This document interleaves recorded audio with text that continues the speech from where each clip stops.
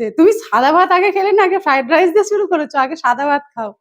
নমস্কার বন্ধুরা, আজ শুভ পয়লা বৈশাখ। পয়লা বৈশাখের অনেক অনেক শুভেচ্ছা এবং ভালোবাসা আপনাদের সকলকে। প্রত্যেকে সুস্থ থাকুন, ভালো থাকুন, সারা বছর খুব আনন্দে কাটান প্রার্থনাই করি ঈশ্বরের কাছে। আর পয়লা বৈশাখ মানে অনেক রকম খাওয়া দাওয়া, আনন্দ, হই হুল্লোড় নতুন বছরের সাথে সাথে। তো আমিও অনেক রকম রান্না করেছি, দুপুর গড়িয়ে প্রায় 2টো বাজে।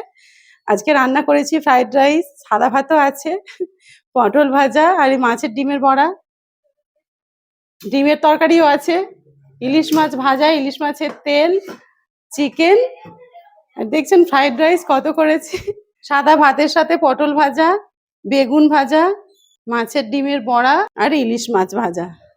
ইলিশ মাছের মাথা, সাদা ভাতের সঙ্গে একটু ইলিশ মাছের তেল, ইলিশ মাছ ভাজা, আর ফ্রাইড রাইসের সঙ্গে আছে চিকেন কষা। খুব সুন্দর করে চিকেন কষাটা বানানো হয়েছে, ঝাল ঝাল লাল লাল চিকেন কষা। আপনারাও খেয়ে নিন, দিনটা খুব আনন্দ করুন। আর পয়লা বৈশাখ মানেই মেলা, মেলাও ঘুরতে যান সবাই। আজকে গাজন হবে, সবাই খুব এনজয় করুন। কি গো, আজকে সব তো তোমার পছন্দের রান্না হয়েছে, খেয়ে বলো কেমন হয়েছে? তুমি সাদা ভাত আগে খেলে না, আগে ফ্রাইড রাইস দিয়ে শুরু করেছো? আগে সাদা ভাত খাও, ভাজা খাও, ইলিশ মাছ ভাজা খাও, তেল দিয়েছি, লবণও আছে। এটা ইলিশ মাছের ডিম। ইলিশ মাছের ডিমটা কেমন গো? আর ইলিশ মাছটা? চিকেন দিয়ে ফ্রাইড রাইস খেয়ে বলো কেমন হয়েছে। হ্যাঁ, চিকেন ফ্রাইড রাইস ভালো হয়েছে সত্যি? বন্ধুরা, তাহলে পরে কথা হচ্ছে আবার।